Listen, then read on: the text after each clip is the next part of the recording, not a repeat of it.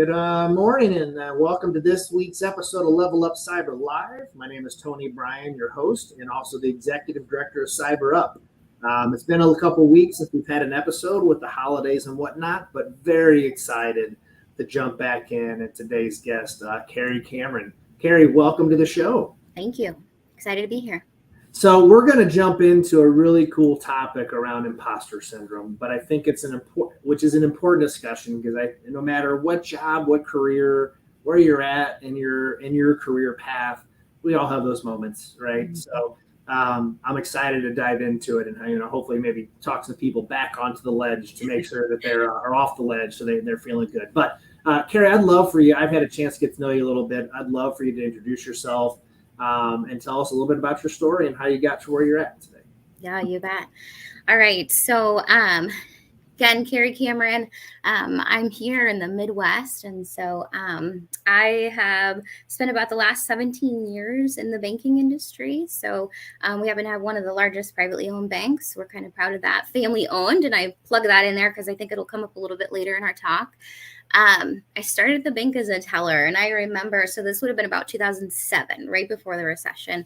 And I remember starting and making just around $10 an hour and thinking I had finally arrived. I was so excited about that. I started part-time, and I think we'll maybe dissect this a little bit, but just suffice it to say that I started as a teller and worked my way through every possible branch, call center, mobile, even, written correspondence, multiple roles within the bank to finally wind up here in cybersecurity. So we'll fill in some of those gaps here in a bit. So I'm always a fan, I appreciate that, and excited to dive into it. It's, hearing my wife is a former banker. Okay. It's a great field that I think it's often slept on, quite honestly, right? I think where it's slept on. You talked about your $10 an hour. The wife and I were figuring out some stuff the other day and found a W-2 for whenever she worked at a bank and I was working I was year 2 or 3 in the Army. Okay. I was telling my kids that my first monthly paycheck when I joined the United States Army was $856 and 20 cents a month. Wow. And I thought I was living dumb. Yeah, right? Man, I am living La Vida Loca for $400 a week or every 2 weeks. Yes. So yep. I remember thinking we have this really cool pumpkin patch here. And I remember tickets are so expensive. Everything there is expensive. It's worth it, but it's expensive. And I remember thinking, we can go to the pumpkin patch now. I'm a big fan of setting kind of definitions. So as we dive into that concept of imposter syndrome, just to level set, I'd love for you just to share with everybody kind of your definition, just so we're level setting what the rest of the discussion is going to be about. It's funny you asked that because I think I could come up with 100 examples of what that's like in real color. To put a succinct description on it's kind of hard, but I think for me, it's that voice in the back of your mind that while you may have worked so hard for something, or you may have 10 reasons why you think you could be qualified for something, there's a louder voice out there that's saying, but you didn't check this box, but you didn't come through this path. And then it's the balancing game of trying to make sure that voice never becomes louder than the one that gives you, your sense of accomplishment and confidence. So I like it. This was an unscripted question, but it provoked the answer provoked. Do you suppose that there are gender differences in what imposter syndrome means to for a woman and for a man, right? Because they do. So, one of the things I love to talk about is actually bias and assumptions, and how those impact our relationships. And so, to your gender question, one thing that's super interesting is if a man on average is going to go apply for a job, if he meets, there's different studies, so keep that in mind. But generally speaking, if he meets about 50% of the criteria for a job, he thinks, I got this, I can apply. a woman, so formerly it was about 75%. I just read a recent study that said it's closer to 100%.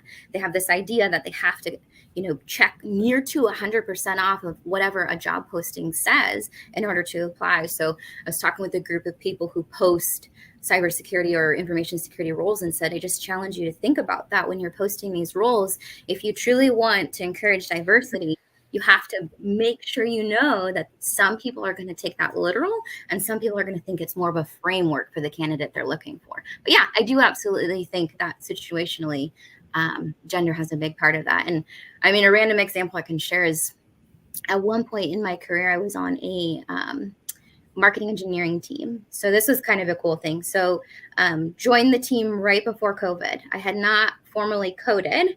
So I had a manager who was willing to take a chance on me and said, we'll train you on how to code.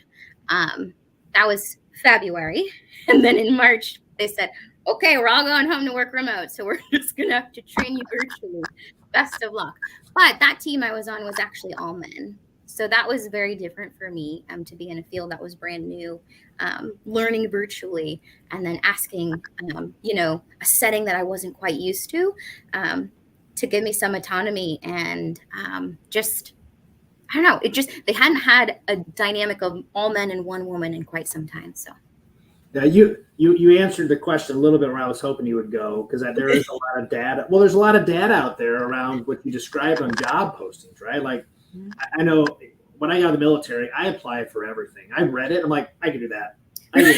Right. And I had no concept what half the jobs meant or what they were, just because I was in the Army for so long. Yeah. But I had no qualms applying for the CEO of Anheuser-Busch, right? I'm like, I could do that stuff. Like, absolutely. And obviously had no expectations or reason to apply for those things other than just a little bit of blind overinflation of what I was worth. And I think it's not an abnormal thing for a lot of men that are applying for jobs. Like, I can figure it out, where women are much more practical and pragmatic and take checklists and say, okay, I need to have all those checklists. Where figure it out, fake it till you make it kind of mindset, right? So there's a balance between the two. So from teller to InfoSec is a pretty big and a long run. It is. And there's been lots of jobs within there, but I'm going to assume that there is a character trait inside you that has been a theme that has obviously, there are many managers within the bank that have recognized that in you. What do you suppose that it could be more than one thing, but what do you suppose those kind of common core values or tenets that you bring to the job, or set you apart for those opportunities? I love that question. So I actually tried to answer this to myself before this call.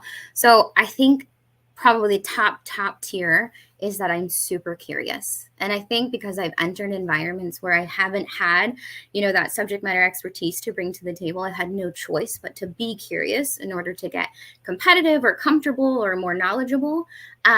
So I'm hyper aware of what's going on, what I still need to learn. And so much so, here are some examples. When I was in the branch, I think I mentioned I held every role. Well, 2008 happens, and that's the recession. And, some people do, fear kind of sneaks in, and you think, okay, how can I be the type of person who doesn't wind up, if another recession were to happen, being kind of in that potential consideration, of being let go or redeployed or what have you. So I have a history of making a lot of promises to myself. And so one of those was that I was going to continue to learn, never stop learning. And real quick, funny story about that. So I recently went to an event called ColonelCon, and on the form it says, are you currently enrolled in any sort of college or ongoing education? And I just said I'm enrolled in the College of Lifelong Learning. They actually reached out to me. ColonelCon, if you go back about 7 or 8 episodes with a guest of ours, he actually helps coordinate ColonelCon. Yeah. Is he from? Do I work with him? He's from St. Louis. Yeah, he's from St. Louis. Okay. Yeah, Ben Miller is his name. He does a ton of cons, and he was out there. But sorry, I digress. That's okay. No, I love it. I know it's a really big con for the middle of the country in Nebraska. That people are just it kind of flies under the radar, but I know it's really well attended locally. I love it. Well, even on the topic of imposter syndrome, though, the first year I went to ColonelCon, I knew nothing about hackers. I knew nothing about these high level, breakout sessions that are about different attack surfaces. And I mean, just these were all foreign words to me.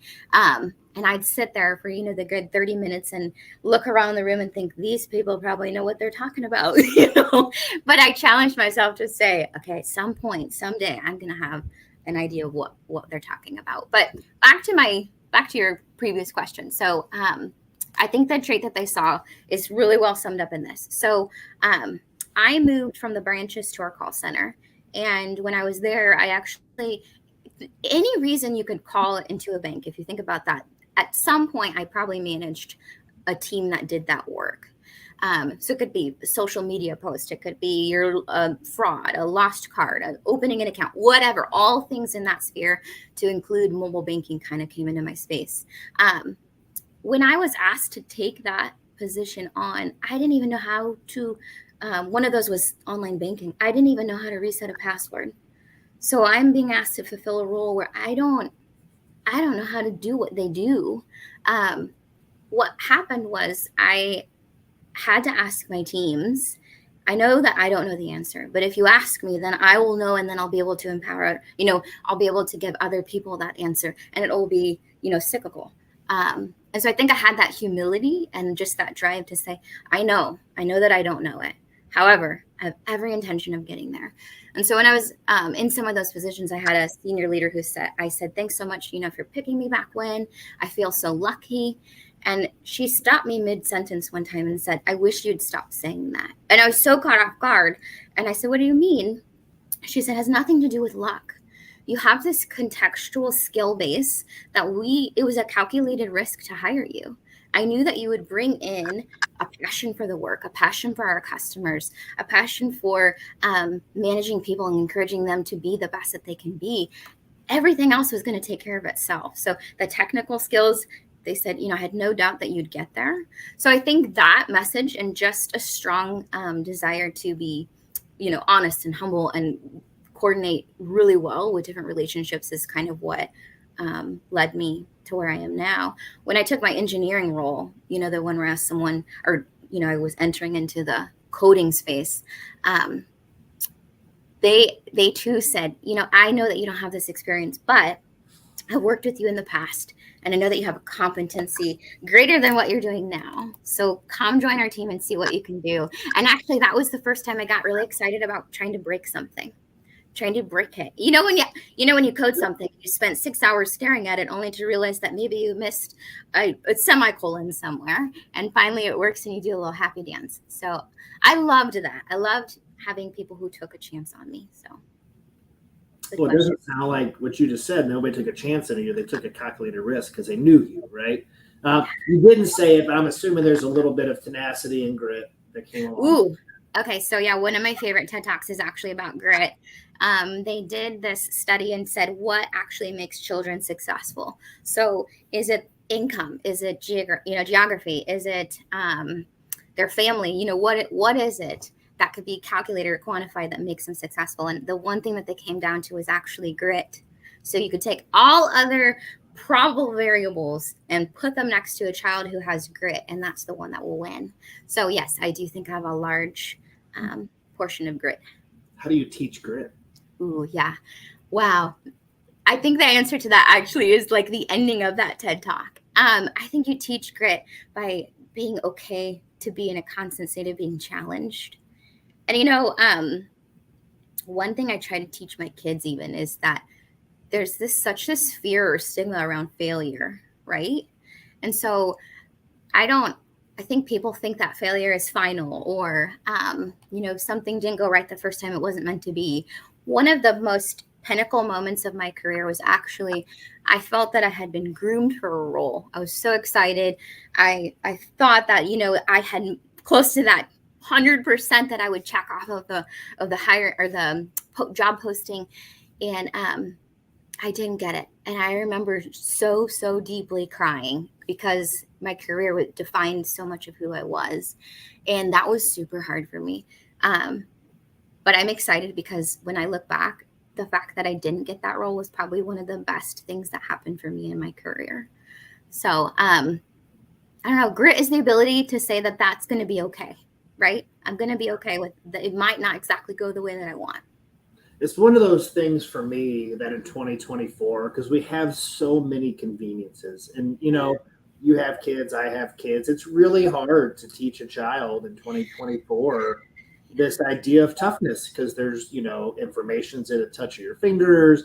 Like everything is so fast, and so like when you don't have it quickly, it's really easy to get frustrated, and it's hard to teach that idea of grit. And so it's a trait, and I think an attribute for people that is going to be harder as AI tools, as information comes to us easier. And I'm not going to say a dependency, because I don't think you ever become dependent on tech fully by any means. It becomes a very large part of our day-to-day lives that we just incorporate an AI search or something in just what we do in the morning when we get up, right? Because it's easier, which I worry about, just the tenacity and grit for folks, and not 3, 4, 5 years when there's just way more automation behind it. So I don't have a good answer or a good recommendation. You made me think of a good example though, that I can share. So Sure. I happened to watch, Atlassian, one of the founders of Atlassian. I watched a TED Talk on, which by the way, you might hear me talk about talks or books. And I think part of my, who I am today and why I would find myself to be successful and where I am is simply because I like to continually challenge myself to keep learning, whatever that might look like. But the TED Talk I was watching, so one of the founders of Atlassian, he spoke on imposter syndrome. And I just happened to play it one day while I was working. I was getting ready for a presentation, and I was in the headspace of, I'm not qualified to talk to these practitioners. They're going to see through me. And then I finally decided that they know exactly who I am, and they invited me anyway. So I'm listening to this talk, and he talks about how, he originally started the company because he didn't want to get dressed up or have to get out of bed, too early in the morning. And I loved that. But he goes on to say things like, I started a company, and at one point we had people call and say, can I talk to accounts payable? And he said, I held the phone and asked the other person, is accounts payable giving money or sending money? Like he didn't know. And he said, I'm hiring HR positions, and I've never, worked in an HR department. Or at one point, he had this social media thing happen, I think with Elon, where they were trying to impact the power grid in Australia. And he put it out there as a joke.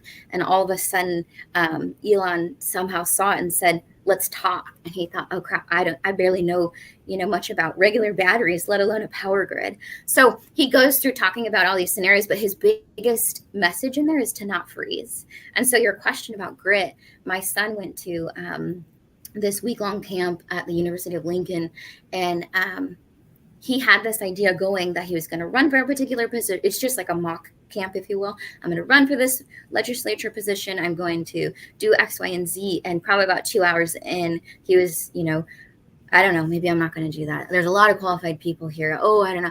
And I was able to retell the story from the Atlassian owner.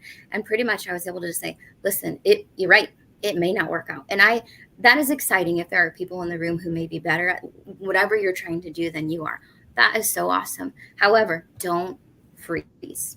Okay. Even if it fails, just don't freeze. And so fast forward, end of camp. I think he said it was the best camp he's ever been to. But we all get in that space where we think, I'm not qualified, never mind, I'm not going to try anyway, when maybe it's something that you so deeply and passionately wanted to do. So being out of your comfort zone is always uncomfortable, right? Like, I think it's easy to get kind of into a rut and a habit, and then you find it. I have you all have friends you've had the same conversation with. I'm going to go do this thing, and I'm going to change it, and then a year later we're still having the same conversation. Like, I just finished a book. I think it was Finish by James A. Cuff, a little book. I find myself, I get stuck often, right? Like I'll get a little bit of overwhelm, or there's too many tasks that are going through my head, and I'm like, crap, what do I do?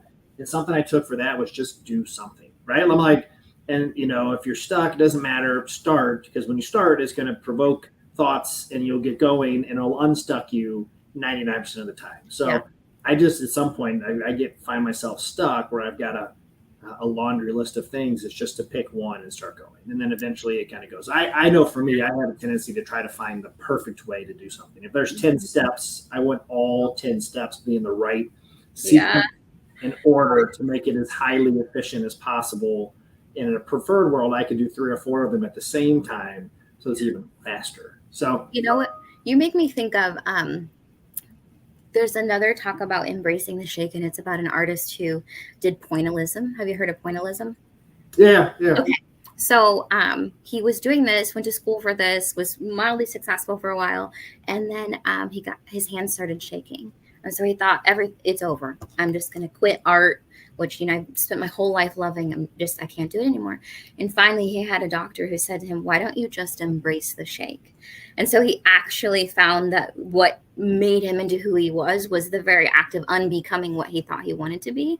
And I just love that. I think we started out by talking, mentioning that sometimes you have unconventional paths to get where you want in life. And that's just a really good example that sometimes curveballs actually, or like not getting that role. I mean, sometimes that's the best thing for your future self. Yeah, that's a great way. You strike me as a glass half full person. Yes. You could say it's always full, right? Half with air, half with water. My wife is a big advocate for positive intent, and I'm trying to be better at positive intent. So I need to be around more Karys of the world to help me jump that up. But I think it's harder the older you get. It is harder. I'm a pessimist through and through. I really try to not be, but sometimes it's hard. You mentioned a lot around just the different opportunities and some. Do you feel like you created the opportunities within the bank, or did the bank have an infrastructure that supported the type of maneuvering that you did as an organization? So probably more so the latter. And I think my responsibility in that scenario was just to see that they were offering that and take advantage of it. Yes, I absolutely think that the bank time and time again has said, we have this role, and here's the baseline of what I think it could, needs to be successful, and can you make that happen? And I think my desire to keep saying yes to that, and their environment of inviting that, I think it's those two married together, I would say is exactly why I am where I am. Because it's a very far stretch from current, as your kids and my kids start to get into the workforce, their mindset is not to go work at a company for 17 years, right? Their mindset is to go work for 2 or 3, move on, get more money, right?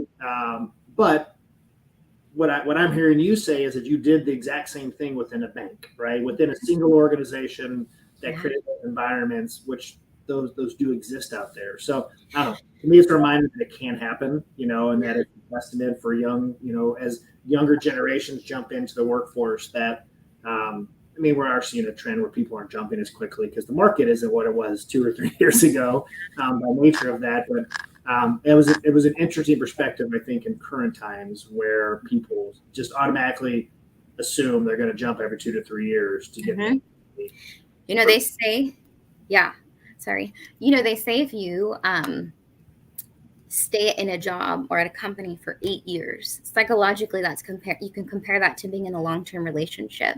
So you'd see people drop in those first couple of years, of course, but the 8-year mark, I'd argue maybe 8 to 10, that's kind of that pivotal time where, maybe you're entering your 30s or maybe you're entering your 40s and you think, is this it for me? Is this where I'm going to be forever? But there's a mental shift that says at around that 8-year mark that this is now a long-term relationship. And I think part of what's kept me at the bank so long is that environment, but also, so I got married young, had kids young, and then got divorced young. And, it's not very common that people will just kind of share that vulnerable side of their career journey necessarily, but I'm a proponent for that because I think we all have those vulnerable sides of our stories. So for me, inside the bank walls during that time in my life were my safe zone. They invested in me continually. So if it felt like everything out here was kind of going crazy, this wasn't. Not that it wasn't hard, not that things always went great. We had, a customer do this, that, or the other, or an org change, or, that all happens. But I think it created this super deep level of commitment and loyalty that really, I'm happy that I haven't had to think of a scenario yet where advancement would look like having to leave. I think your correlation to being in a long-term relationship for 8 years, you just described it pretty well, right? You know what I mean? Like, it really is. You were in a relationship with your job. Totally.